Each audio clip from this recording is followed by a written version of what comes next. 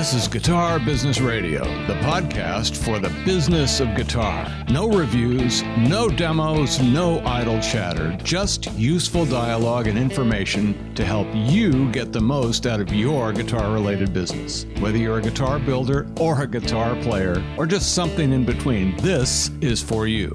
Now, here's your host. Oh, wait, it's me, Jeffrey D. Brown. So let's get to it. From Guitar Business Media, this is episode 22 of GBR, and thanks for joining us. We have a very special show for you today. Last week, I promised you some perspective on the just completed Summer NAMM show in Nashville, so we're not going to have one perspective. In fact, we invited back to the show three people who have previously appeared on GBR. We're going to hear three very different views of Summer NAMM from Jon Moody of GHS Strings, Howard Paul, CEO at Benedetto Guitars, and Jamie Gale, who operates the Boutique Guitar Showcase. So we have three shorter interviews, each of which I think you'll find quite interesting, so stand by for that in just a few moments. So this is the segment where each week we'll be bringing you a brief update on the upcoming launch of Guitar Business Magazine and Guitar Business Daily, which we announced a couple of episodes ago. Now, last week, we started our update series, and I explained that because this is a business show and we are a business, that I thought it made sense to talk about some of the processes and milestones along the way. And that's what we're going to do for at least a while anyway, up until the launch and maybe beyond. We'll see. So in the last week, we finalized most of the design and structure of Guitar Business Daily, which is our web-based news and information platform that is designed for, yep, you guessed it, spontaneous consumption. With that in place, we've moved on to loading content, and part of that process involves letting guitar-related companies and organizations and industry professionals, including players, to put us on their media list and then send us any current press releases or other relevant announcements and news items that they may have. And the good news is that those have started to flow in already, and most of them are being added as we speak. So if you're one of those people we're reaching out to, you can visit our website at guitar.business, no.com, and you can submit your news, or you can send it directly to editor@guitar.business. That's editor@guitar.business. And if you have any questions about any of this, or you need some help in figuring out what to send, just contact us. We've also begun the process of selecting a vendor to handle printing and digital hosting for Guitar Business Magazine. Remember, I said that this is a digital-first publication where the largest chunk of our circulation will be with the digital edition, which, by the way, will be essentially the same as the print version, except that it will have a lot more interactivity in the digital environment. And of course, we're doing some editorial planning, bringing on editors and contributors to help make all of that happen. So stay tuned for more updates to follow right here on Guitar Business Radio. Now, because we have a lot to get through today, we're not going to have anything in the shorts, but not to worry, it'll be back in full form next week. So without any further delay, let's do something completely different.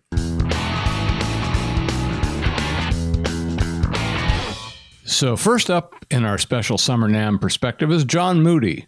He's the Director of Digital Brand Development and Product Development at GHS Strings, and he first appeared on the show way back in episode 6, and he joins us right now on GBR. Well, Jon, welcome back to the show. It's been a while. You were on quite a few episodes ago. It seems like maybe 10 or 15, I don't know anymore. You know, it seems like it's just kind of... It seems like forever, doesn't it? It just goes on and on and on, and all of a sudden we're into episode 22, and it seems like we were just at 6 or 7. And but it's great to have you back. And one of the reasons, of course, that you're here today is to talk about Summer NAMM. You were there. Mm-hmm. You had a chance to spend some time and kind of gather your thoughts on it. So I'm interested in kind of your general perspective. So let's start with that. Okay. I mean, the first thing, too, is what I like about this show is that, well, first for me, and this is a selfish reason, is that GHS doesn't have a booth, so I'm not tied down. I get to walk. I get to walk and talk to everybody. I get to be, the gear nerd that I am as well. But the thing I like about it is that for those that haven't been to that one, this one's, it's one hall, it's on one level. And they still do a lot of the workshops and everything else, but basically everything is in one spot. So you can walk the floor in about an hour and a half.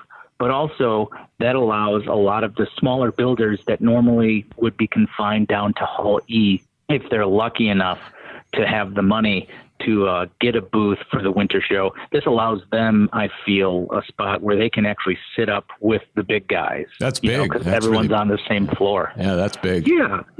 So I see this one as more of a kind of a small builder showcase thing that way. And also I've noticed that the couple of times I've been going is it reminds me more of like when a restaurant is getting ready to do a grand opening, they'll do that soft opening, about a month, maybe 2 months before, just so they can dial everything in, make sure if there's anything that's not working real well, they've got the chance to hone that before the grand opening. And I see that happening a lot now with Summer NAMM. You'll see a lot of the people starting to put out the products there to get the feedback from the dealers that are there, the artists, and other peers. Wow. Because then that allows them a couple. Yeah.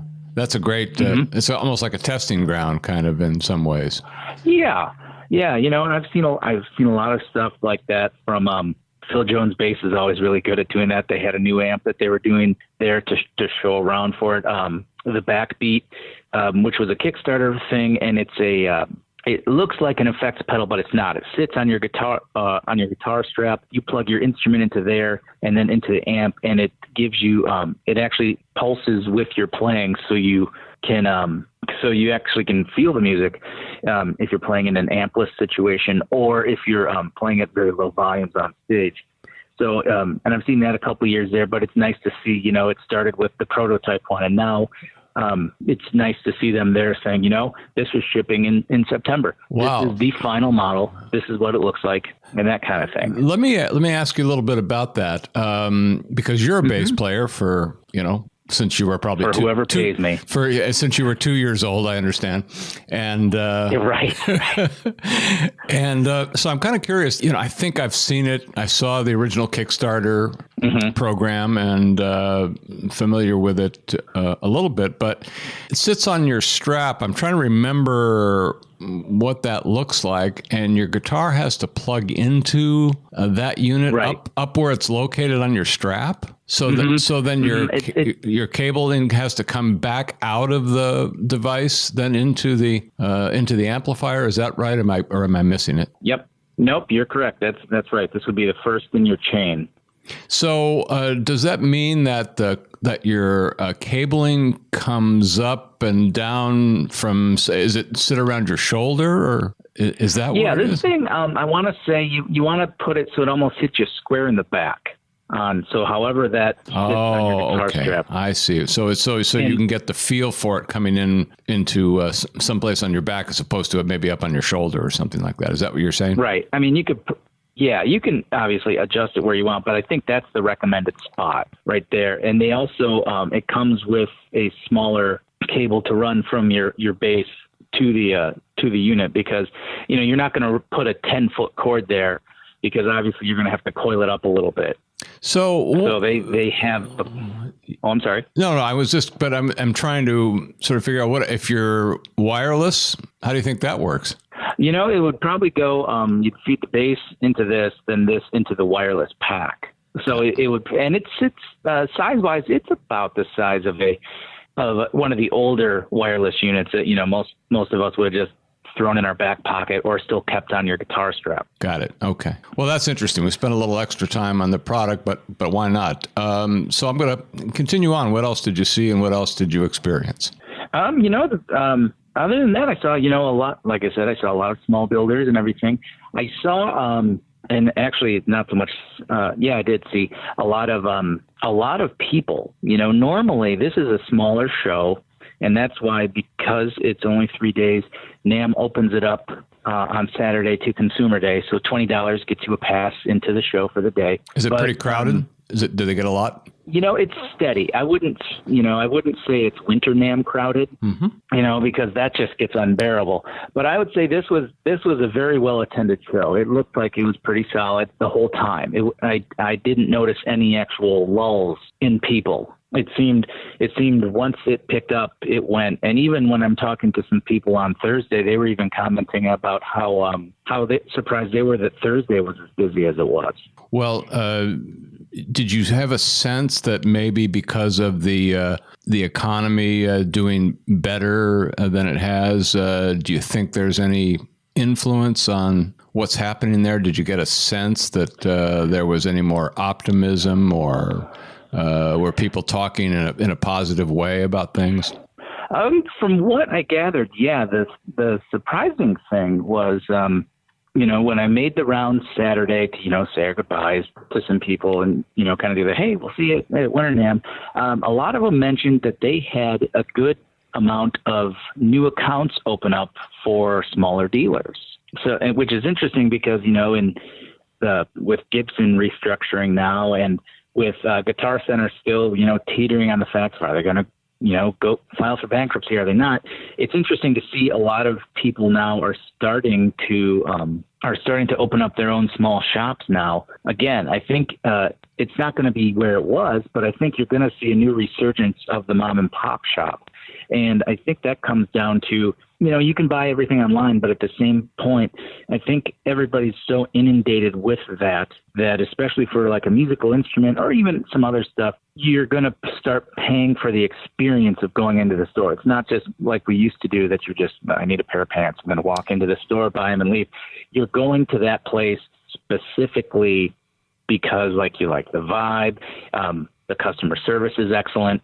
You go there for more than just inventory. And so with some of the companies I talked to, like the big one I did with them, I'm really good friends with all the guys at Aguilar Amplification, they were mentioning that they had a lot of dealers sign up. And, Aguilar is not an entry-level product by any means. It is it's a high-end professional unit. And for them to tell me that they've got, a lot of dealers doing it is telling me that, there's people that are like, we're going to open this store, but we're going to focus on quality. You want to buy the entry-level stuff, that's fine.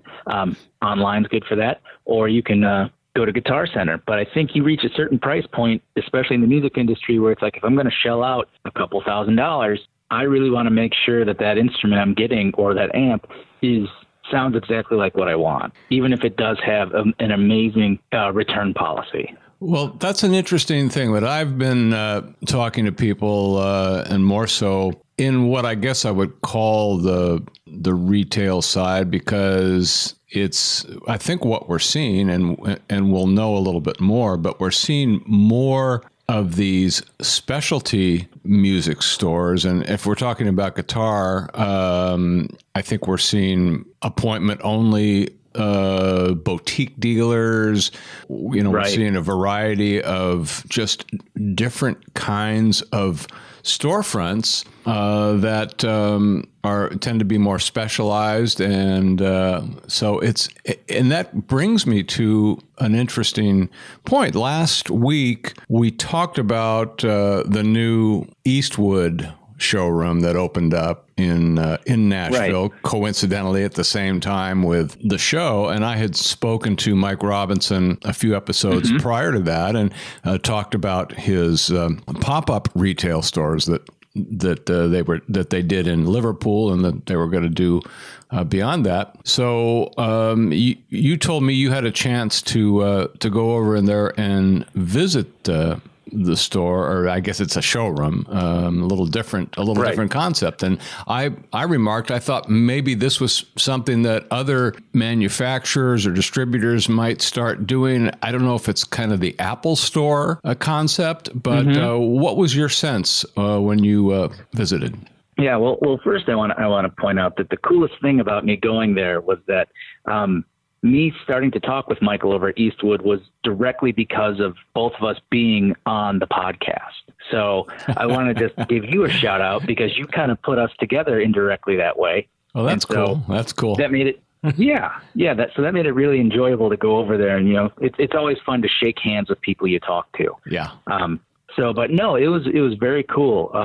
the nice thing about doing something like this is because they can focus on their entire line more than just, oh, we got a couple of, the top sellers into, store A or store B. It's like, no, you go into the Eastwood showroom and they have this whole rack that's just, wow, that's the entire Eastwood line. That's really cool. Well, that's kind of the Apple Store thing, isn't it? I mean, I don't know if I'm generalizing, but I mean, I don't know that there's too many manufacturers or guitar builders that are in a position to do that like he is with 250 different products. They're certainly in a position, but apparently they're going to open up another one in Chicago.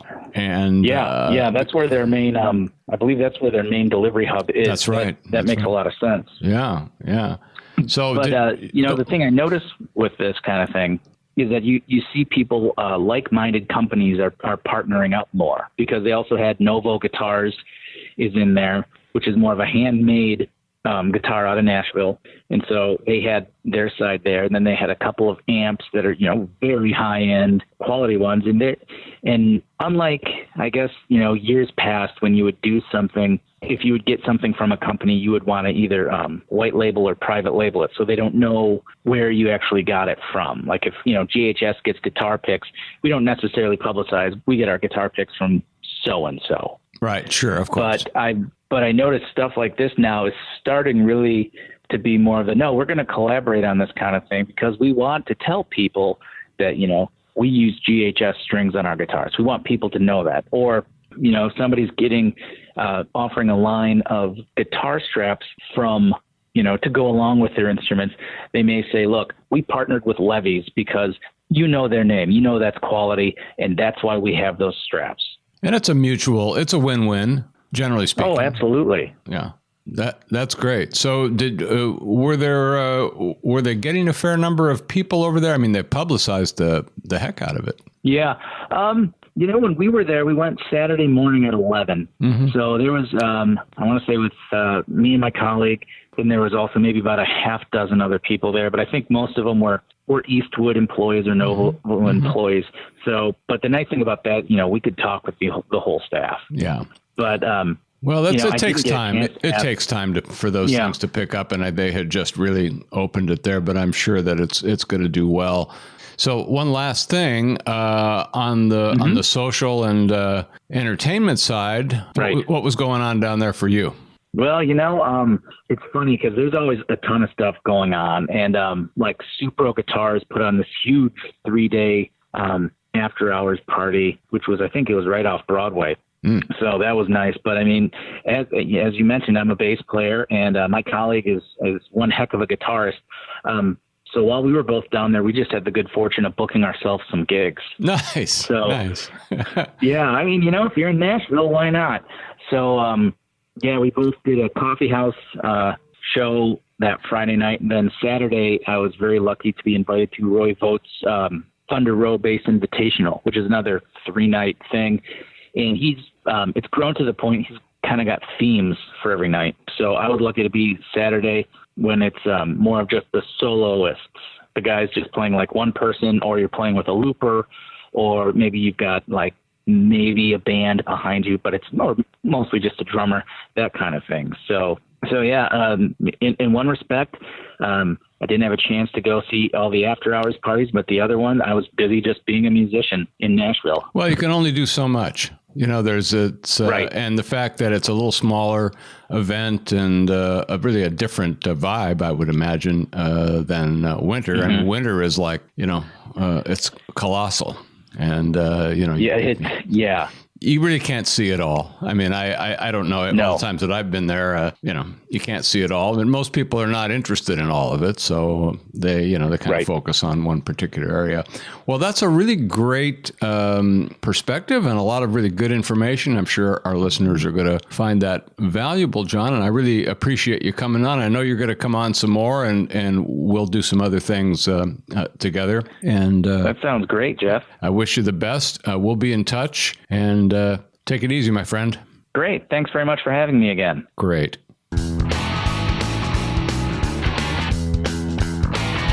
Well, Howard Paul appeared on episode 17. He's not only an excellent and very busy jazz guitarist working a couple of hundred dates a year.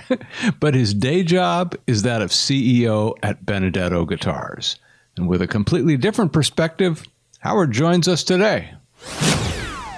Well, Howard, welcome back to GBR. It's great to have you. Really enjoyed the last interview that we did, and happy to have you back to talk about Summer NAMM. And I understand you were down there for a day, but it was a very, very busy day. Maybe you could tell us about it. Sure, Jeff. Well, thanks for having me back, first of all. And I wasn't expecting to go to NAMM. It was a very last-minute change of schedule. I actually only flew in for I guess it was Friday night. I had a gig Thursday night, early flight out of Savannah Friday morning. Got to spend about a half a day on the floor. And then I was actually there in order to perform with baseball, New York Yankees baseball great Bernie Williams for the 100th Top Dealer Awards party. So that was a reason for my visit, and I had a very early flight back the next morning for a gig, and then off to New York that evening for another gig. So you're a busy guy, one of the busiest guys I know. I try to keep my plate full. So I don't normally go to a Summer NAMM show, but I had an opportunity to go down and play and visit with friends, and it's always great to see what's going on in the industry. And for me, a really short visit is actually more productive than a long visit. I can understand that. I would tell you that it's the first time I've been in a new convention center in Nashville, and what an enormous improvement over previous NAMM shows that I've been to in Nashville. The layout is great. It's a cavernous building. NAMM only occupied a small portion of it, but it was a really nice facility. I tried to hit 4 or 5 key things while I was there. One was to talk to whatever Luthery schools were present, because labor is a real issue in Luthery right now. Got it. And okay. So I want to see who's up and coming. So Brian Gallup was there with a couple of the folks that work and teach with him. So I get to talk about the next crop of students coming through, or people who are teaching for him now. I also didn't know, I learned because of the Summer NAMM show, that the Musicians Institute Luthery program now has a campus in Nashville. Oh, that's the Guitar Craft Academy. Well, right. That's interesting because I interviewed Michael Pfeiffer. I don't know if he's still there. I'm assuming he's still there, but he's been with them for a million years. So he was like number 3, I think we did. And I covered it as kind of a vocational approach, if that was the name of the thing. Right. So it was kind of interesting. What was your take on that? Well, I've addressed the program in California because I go there, every other year to do a workshop for the players. And so I had no idea that they had established this program. And I think it was fairly new when I was last addressed it. I did not know that they had added one in Nashville, and they're getting ready to open another one, I think, somewhere as well, maybe St. Louis. I can't recall. But for me, and for anybody, who's trying to build guitars and find talent, that's a really good thing to be able to interface with the folks that direct the school and are looking for talent, because you can tell them what skills you want, what level you want to build at, and what your future labor requirements are. Placement for college is a big selling point. And it's placement. It's they're into. I mean, I know that MI has a placement. They're accredited. Right. I mean, they're really, to me, I felt that they were really more looking like a kind of a high-end vocational program. I mean, that's the feel that I had for it, whereas Gallup and some of the other folks are a little different approach to it. But I think there's a place for both, don't you? No doubt about it. And very different kinds of skill sets that'll place people in different kinds of environment, and we need both of them. So that was one thing I wanted to do. I had a great chance to, briefly interact and share some information, and we'll carry those discussions forward over the summer.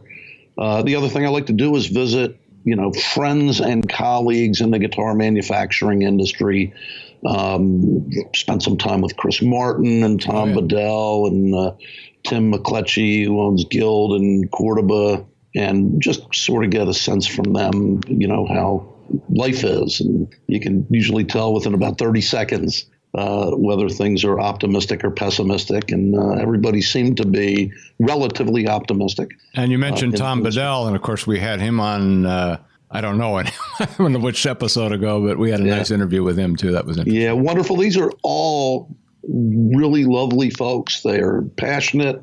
They care about their employees. They care about their investors. In Chris's case, he's got a family legacy that he's sure, that's big. Yeah. Responsible for, and so it's always an honor to be able to sit down and chat with folks like that, since that's the industry that I'm part of now.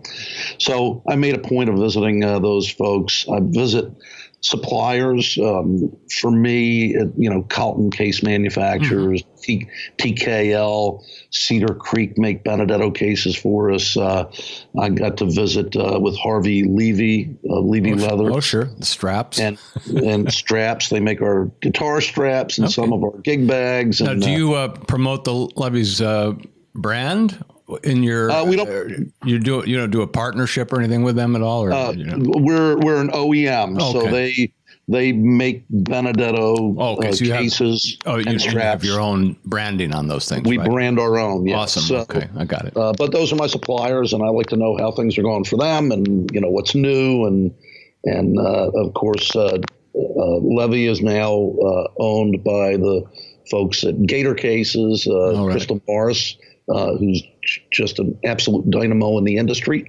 And so I got a chance to spend some time with Crystal as well. And so that's always a good reason to go and spend a little time there. I got a chance to meet briefly with the NAMM policy folks like Mary Lawson and Joe Lamont and folks that I lobby with annually for music education to see what's new there. Right. And of course, CITES and all the regulatory stuff that has to do with the Lacey Act to get a little update. And then I spend time with retailers that I know are there shopping just to get their sense of what's new. Because you're not selling them anything, but you can certainly glean a lot of info from them, right? I can get info from them, and a very good friend, Jerry Sims, who owns, I'm sure, the largest independent music store in South Carolina. And so Jerry's he's also a jazz guitarist, so he's looking to buy things, but from a jazz guitarist's perspective and a marketing perspective from the store. So it's always really helpful to spend a half an hour walking around the show with him and have him show me things that he finds that are interesting, that maybe not things that Benedetto will ever incorporate, but it's really good to know how buyers think when they go to NAMM and have some time to look around. Absolutely. So those are, in about 4 hours on the floor, 5 hours on the floor, that's how I spent my time. And then, of course, that evening we had a sound check and then did our performance for the top 100 dealers, and along with a couple of other bands playing at the Hard Rock. Now, so that was at the Hard Rock? What kind of attendance do you think there was at that event? It was absolutely packed. There were 100 dealers that were receiving awards and their family and friends. And so there were several hundred people. Mm-hmm. And a cash bar and some food laid out. And I think there were 4 or 5 bands. And for my band with Bernie Williams, I also brought in people from the industry to help. So Minzy Pittman is kind of a rock star in the world of rock education. Mm-hmm. And he's also a drummer, so we brought him on as the drummer for our quartet. And Jason Gano, who's the head of sales for Guild Guitars, Cordoba, used to be vice president at Marshall. Mm-hmm. He's a wonderful bass player, so he was the bass player for the band. So it was an opportunity to spend time with the retail side of the world. Even though we don't sell to retail stores, we want them to know who Benedetto is, and that's how I make sure we're still relevant in the industry. So let me ask you a more subjective kind of question. Did you have any sense of I guess you'd call the mood, or the economic mood? I mean, we're in fairly good times economically, at least in many sectors. But was there anything that you noticed that was any different? Was there any shift in sentiment at all? Well, most people in the music industry are musicians, and most musicians are relatively liberal in social order. And even though these are business people, some of them are from fairly conservative parts of the country, but politics is never very far below the surface. Yeah. And this is a politics-free zone, by the way, so we don't take a stand. So I'm not proclaiming any particular political value, but I think my point is that even within the industry, when politics comes up, there is a separation, and we're very divided nationally. Yeah. And I think there's a little bit of that in the industry also. Although, is that like an undercurrent, or is that, I think it's a little bit of an undercurrent. It's certainly an undercurrent when it comes to taxes. I think people are genuinely concerned about this tariff issue. Yeah, I can understand that. Anybody knows how exactly it's going to affect them. People have been concerned for a long time about regulatory issues when it comes to CITES and the Lacey Act and now, has there been any change in that? There hasn't been any change in that. It's still very heavily enforced, and there was a change, I guess, in that more products have fallen underneath of that CITES agreement, because we're not regulating, but the rest of the world is regulating, and it affects our commerce. So it's more and more difficult to import and export. It's very tough, particularly for independent music stores that are selling a lot of vintage instruments. And that's one of the discussions that I have with these other manufacturers is how many compliance people do you have to hire? Yeah. In order to import wood or ship guitars. It's taken a real toll. Is there and I'm not as looped into it as I probably should be, and maybe will in the future. But is there, in terms of the lobbying side, in terms of what people are, is there an effort to try to get some modification to some of these things?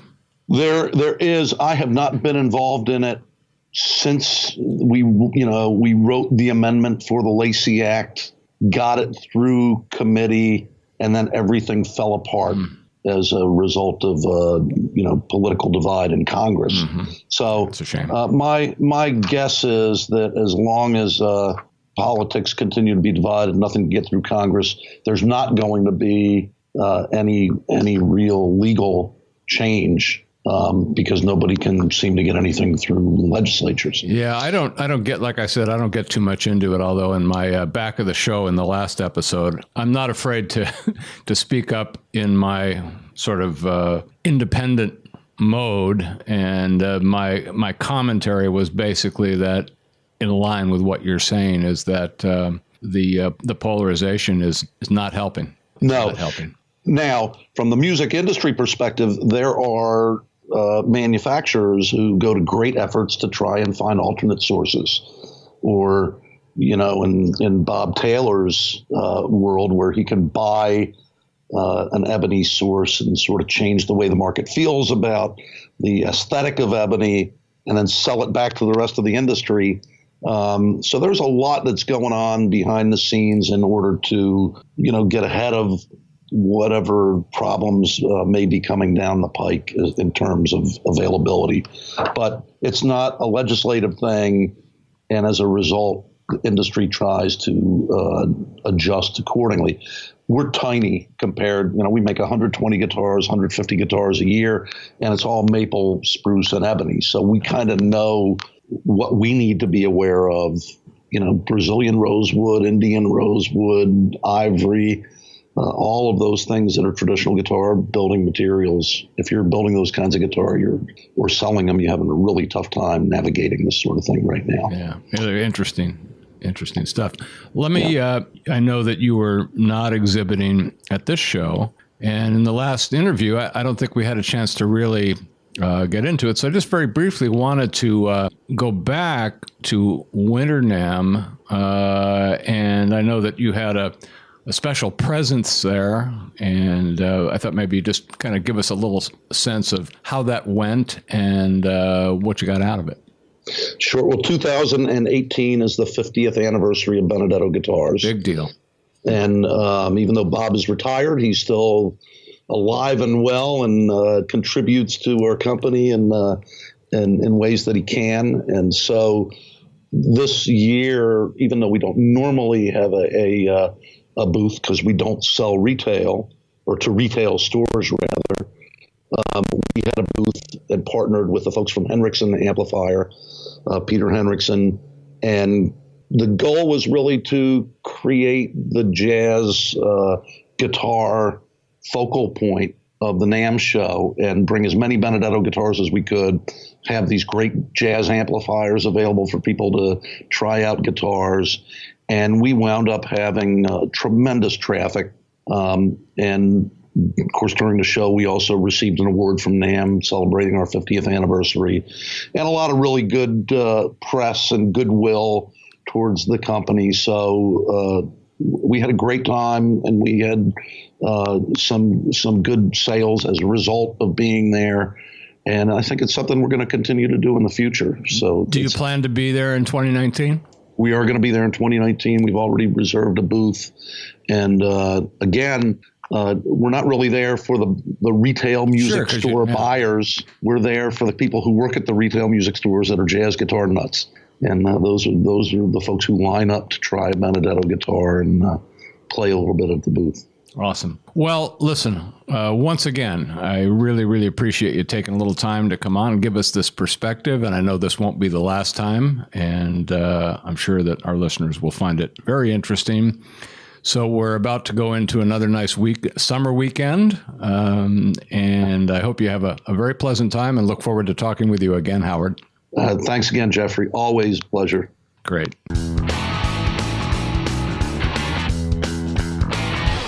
Jamie Gale first joined us on GBR back in episode 13, and he's best known for putting on the Boutique Guitar Showcase at both Winter and Summer NAMM, and as well as other locations around the globe. And now with his view, Jamie is here with us right now. Well, Jamie, thank you so much for coming back on the show today. We talked a few episodes ago. I don't know how many anymore because I'm starting to lose track. It's getting to be that many, but welcome back and glad to have you on this special Summer NAMM episode. So you were down there. You were very busy, I understand. And so I thought we could start off by having you give us, kind of a sense of your initial experience down there and, how things went. And then we'll go from there. Sure. Well, thank you, Jeff. Always a pleasure to talk with you. And congratulations, by the way, on how many episodes you're in. Yeah, 22. It's been great. 22 on this one. So. That's great. Fantastic. Hopefully, many, many more to come. Hopefully. Thank you. Summer NAMM was great, actually. I've always enjoyed doing Summer NAMM, and I have seen it through many transitions over a couple of decades at this point in time. And, this show, I have to say, was actually unusual in the way that I've come to see Summer NAMM as a really great possibilities for exposure to the press and interaction with players and artists is the main reason that I go to this show. But this show was actually uncharacteristically high for sales.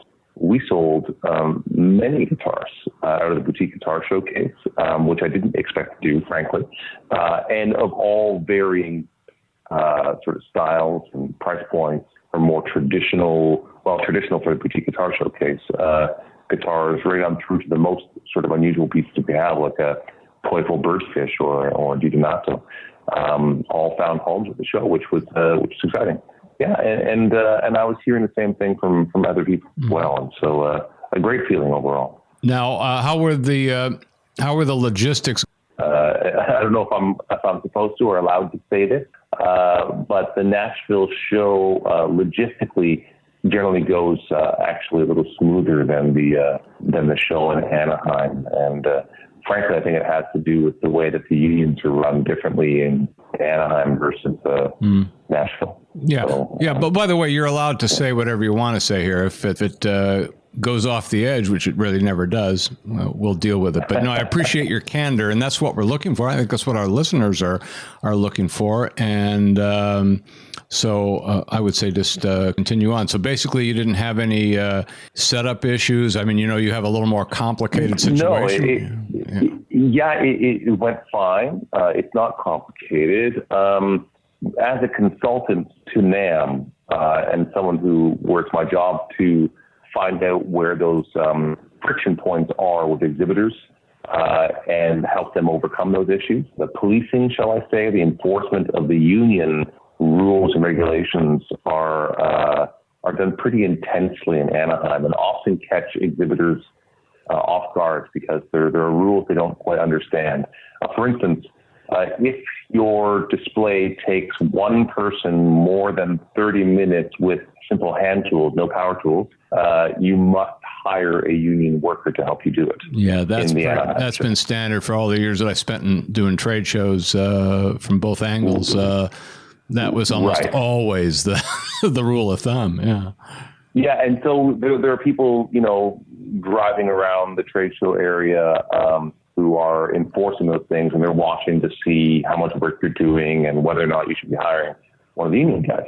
And I don't hear as much about that at Nashville as I do in Anaheim. And, if you need to carry in a case of water or something, there's no problem with that in Nashville, whereas you're in Anaheim, they'll generally ask you to engage their contract workers to carry in the water or a suitcase or something. Well, don't you think that maybe? I mean, obviously, that's a characteristic of the region. And you're talking about California, which has a different. I mean, I'm not going to say political field. I guess I will. This is kind of an apolitical show, as I've stated many times. Yeah.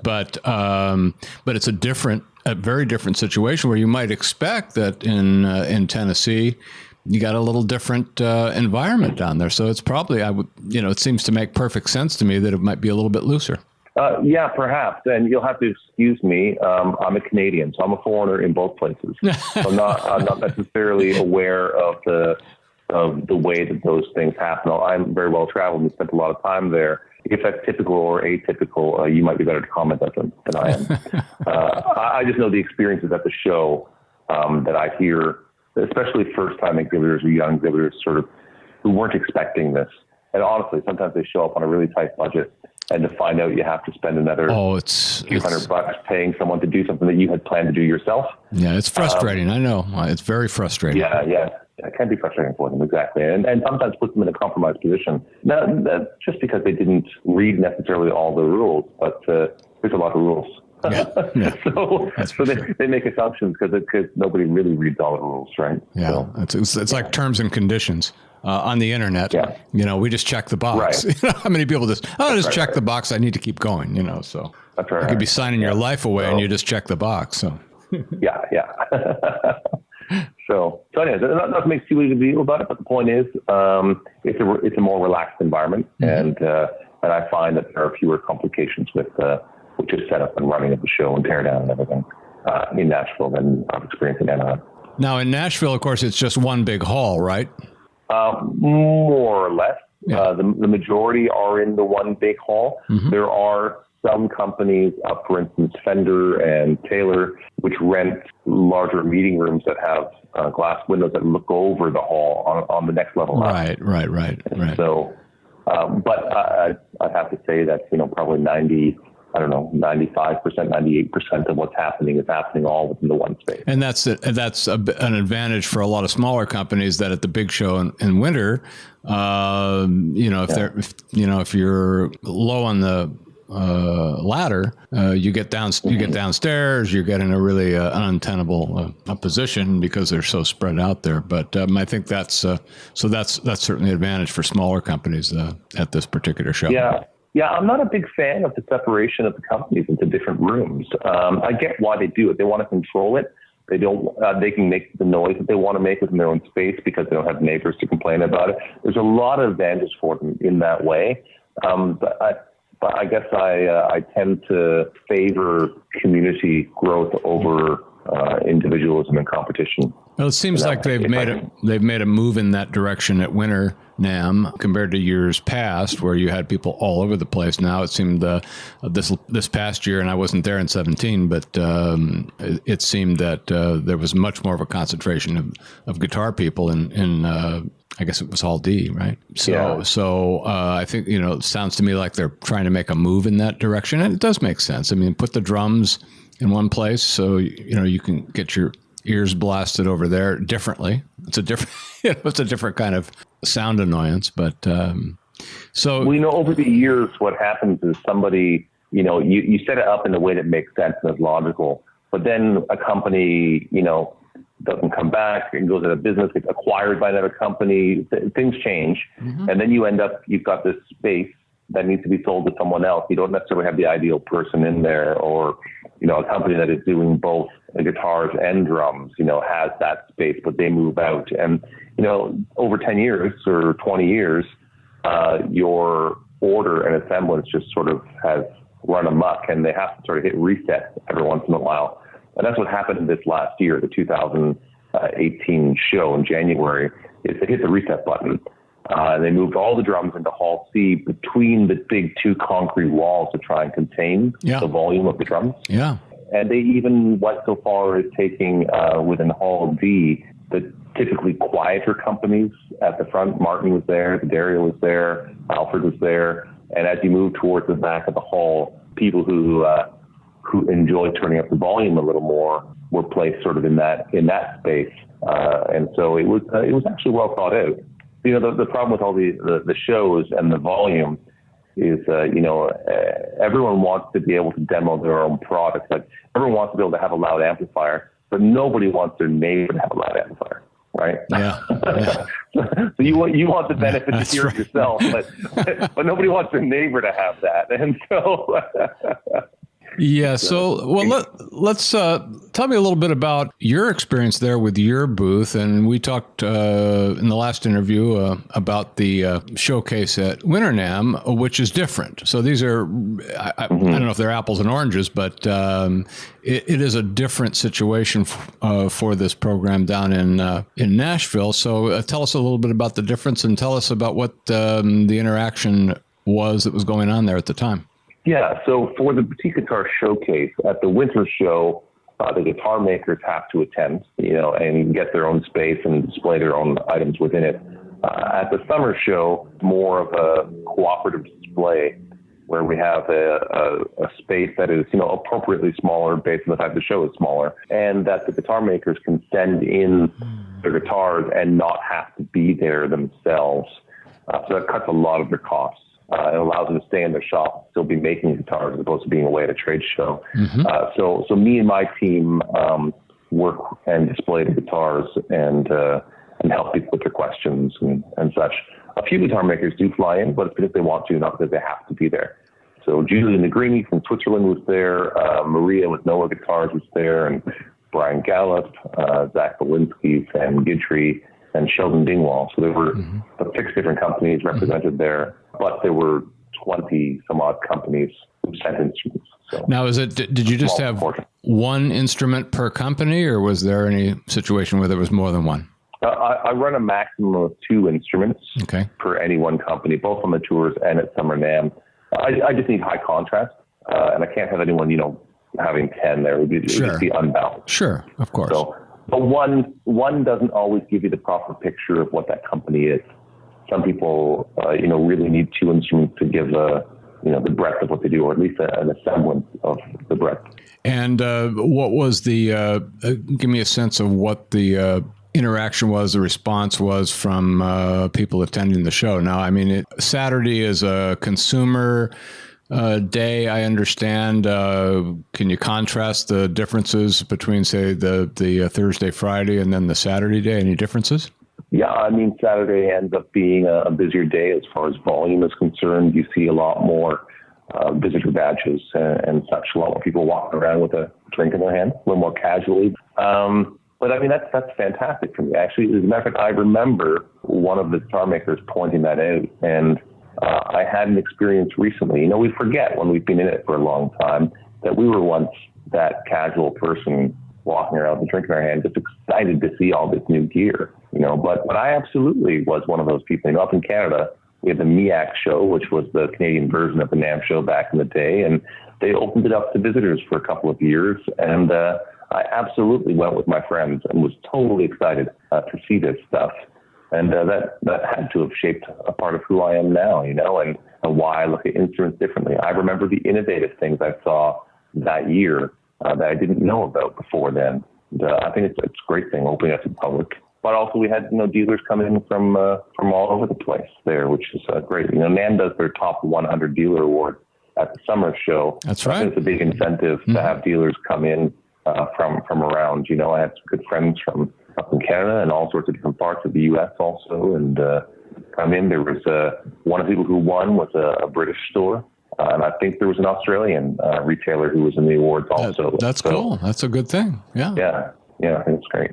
So what was your impression? I guess we could say the mood. I mean, I asked Howard this not long ago on the previous interview, and I think I did with Jon as well. What was your assessment of the sentiment, I guess is the right word, considering state of economy, state of business? Was there anything different? Was it plus, minus? How were people feeling? I'm not sure I'm a great person for that. Yeah, because you're a Canadian. You're right. Well, one, I'm Canadian, but secondly, I deal in such an incredibly niche part of the marketplace. Mm-hmm. It often, is very separate from the more, Boss was beside me, and Boss is probably a great indicator as to how things are going, because anyone can afford a Boss product. Sure. Right. I mean, they have a wide range, but effectively they really are a quality product. They are your every person product. Right. Whereas I deal with such extreme niche that I often am sort of unaware. Yeah. I pointed out in the luxury market. I remember during the crash, 2008, 2009, being on the road in shops and people saying, who can buy these expensive guitars that I have, right? And I remember very clearly that in 2008, 2009, I started to see for the first time on North American roads, Maserati, Aston Martins. There were a number of luxury products that actually pushed into North America during the financial crisis. I see. Okay. And that's fascinating because, there was a lot of criticism, of course, about how the bankers and investors sort of made out after they seemingly made a big mess of things. Those were their cars, right? Wasn't them left holding the bag, right? Yeah. And so a lot of controversy there. Yeah. A lot of controversy there. Absolutely. Yeah. But the point is, for me, I'm often dealing with those guys. And I'm not so much aware as to what, I don't know if sales are down on the $500 guitar. Yeah, I can understand that. But you said you did sell quite a few of the instruments that you had on display there, a large number of them. Now, did people just take them away from the show after they were purchased, or how did that work? No, they all ship out afterwards. Okay. Some of them ship directly to, if I have an established relationship with them. Others went to a freight forwarding facility that I use. Hold them until the payments come through and such. But to be clear, I don't sell anything directly myself. I only work with retailers. Understood. So there actually was a customer who wanted to buy a Teufel Birdfish in this case, which is a very unusual high-end guitar. That's $16,500 for a guitar like that. 3-year waiting list on them. Hard to find, hard to come across. And it was one of those scenarios where it was someone, I believe, in the financial district who came by with his wife, stood in front of the guitar and said, I've always wanted one of these. And she said, honey, well, why don't you get it? I said, well, actually, this one is available. It's a 3-year waiting list on them normally, so it's a rare opportunity. And so he wanted to have it. But I then reached out to one of my retailers and asked them to handle the transaction. I got it. Okay, sure. That makes sense. That makes sense. So, and so that is the guitar he will get? That is the guitar he will get, awesome. I don't know if I've ever seen... By the way, I spoke with that retailer the other day, and that customer was a new customer to them. But as they made the introduction, they then, the same guy wired the money for a custom Mesa Boogie with, figured Wabinga outside, a very nice high-end amplifier. And so that's the whole point of these shows, right? You meet people you haven't met before, you make the connections. This is how we grow business. Awesome. Well, yeah. It sounds like it was a great experience, and we always love to hear that. I got very similar sentiment from the other two guys on the show today, and I want to thank you for taking the time to update us on your experience there. And I know that this is not the last time we're going to talk. We've talked before, and we'll certainly be chatting again soon. So again, stay well, and we'll look forward to chatting again real soon, Jamie. I look forward to it. Thanks, Jeff.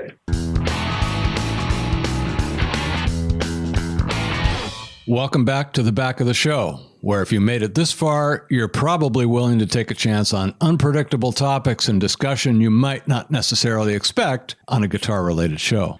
Now, somebody I've known for a long time asked me the other day why I was doing this.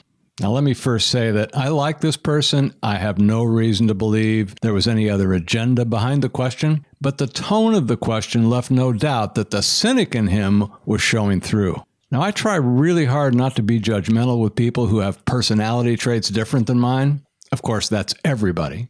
And that even includes those with traits I don't like, as long as they don't wander into the, for lack of a better word, unacceptable zone. I won't spend time defining that right now, but you know what I mean. So even though the cynicism was apparent in the question, my gut tendency was to be irritated by it, but I did what I usually do in those situations and rolled with it, giving it little or no credence.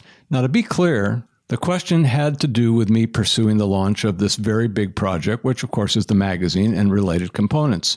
I didn't respond to the question immediately, and I just waited for a follow-up, which did come a few seconds later. He said, "Geez, it's really an uphill climb, right?" And that question made my response really easy. I simply said, "Yeah, but the wind is at our back." I had no hesitation because I knew the answer instinctively. Now, to me, cynicism is really a negativity thing, and cynics are glass half empty people as far as I'm concerned. They're heavily invested in that trait, and as a result, most of them see it as a positive thing. They'll often say it's the thing that got them to where they are, wherever that is, so it's natural to them. Now, his follow-up to my rather stellar response was predictable. Yeah, but...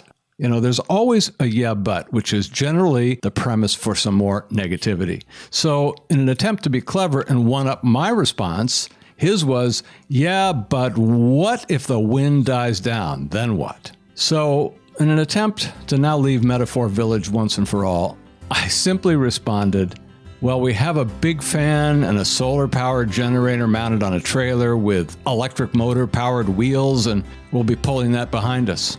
So that pretty much took care of it. Now, I could have spent a lot of time giving him a much more detailed answer. There's a lot of very good reasons why I'm leading the charge on this, and I love to talk about it. I love my work. I'm good at it, and I know why I'm doing it. And truthfully, folks, that's the most important thing. And you really have to separate that out from the job of trying to convince others about the value of anything. Most of the time, that value becomes self-evident on its own, or through deliberate, skilled presentation. And we usually call that sales. And look, there's lots of people who will not see value in things because of built-in biases or inherent negativity, and you have to make a decision at some point whether it's even prudent to try to persuade some people. After all, how many times have you worked really hard to convince one of these people to buy your product or service or whatever, only to discover that they were just terrible customers or clients? Most of us have had that experience. So I guess my bigger point here is that you first have to believe in what you're doing. Love what you're doing. Do it well. Be smart about it and discern the difference between a commercial venture and a hobby. And then take the advice I give you every episode at the end of the back of the show. Stay positive, stay focused on the destination or destinations, and most importantly, keep all the options open on how you're going to get there. Thanks for listening, and I'll see you on episode 23.